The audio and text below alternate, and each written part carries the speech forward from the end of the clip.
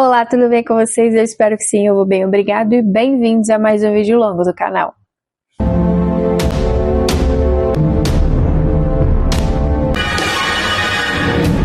Imagine um crime tão incomum que juízes, promotores e especialistas não sabiam exatamente qual lei aplicar. Um caso que a própria vítima concordou com tudo, e em 2001 uma descoberta chocou a Alemanha e rapidamente ganhou repercussão mundial. O responsável era um homem aparentemente comum. O seu nome? Ele era Armin Meiwes. Mas o que transformou esse caso em um dos mais controversos da história não foi apenas o crime em si, mas sim o que surgiu depois. Como a justiça deve agir quando a vítima aceita participar do próprio arrasta. Exatamente. Hoje nós vamos conhecer toda essa história. Bom, eu vou começar aqui contextualizando para vocês como foi a infância do Meiwes. Ele nasceu em 1961 na cidade de Rotemburgo. Ele tinha uma relação complicada com a família, ele lidou com separação dos pais, com isolamento social e desenvolvimento de fantasias incomuns. Diversos especialistas que analisaram o caso apontam que a infância de Meiwes foi marcada por solidão, dificuldades emocionais e, segundo relatos, ele desenvolveu uma forte necessidade de companhia permanente. Com o passar dos anos, essa necessidade teria evoluído para fantasias cada vez mais extremas. A internet ali no final dos anos 90 não é como é hoje. Não tinha essa política que existe para você e alguns crimes ali que se enquadram, né? Naquela época ela era um território menos monitorado. E foi nesse ambiente que Meiwes passou a procurar por pessoas interessadas em realizar suas fantasias. Inicialmente, muitos acreditavam tratar-se apenas de encenações ou até mesmo brincadeiras. Mas ele falava sério, muito sério. E como era o encontro deles, né? O contato, né? Ele aconteceu ali de forma online. Eles planejaram o encontro, teve troca de mensagens. E depois de várias tentativas frustradas, Meiwes encontrou alguém disposto então a participar. As conversas se intensificaram, os dois curtiram detalhes do encontro durante a semana. Eles discutiram ali, detalhes do encontro durante a semana. O que parecia impossível estava prestes a acontecer. No dia marcado, os dois se encontraram na residência de Meiwes e durante horas tudo foi registrado em vídeo.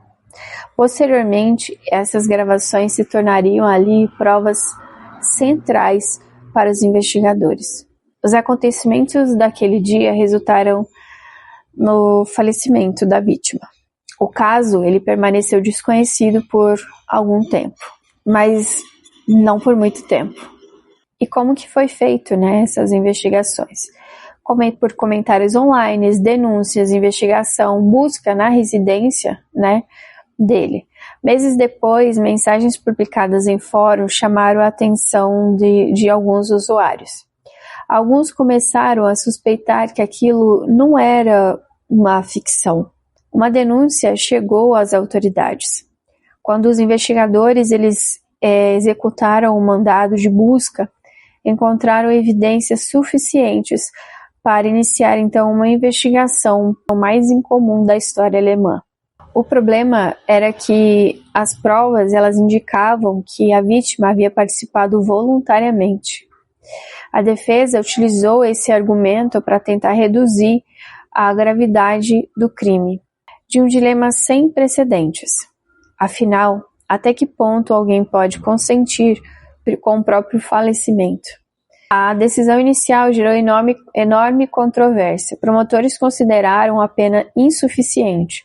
O caso retornou aos tribunais e apenas anos depois, uma nova decisão mudaria ali completamente o destino então de Meiwes. Mais do que um caso criminal, a história provocou discussões profundas sobre consentimento, limite de autonomia individual, direitos fundamentais e responsabilidade penal.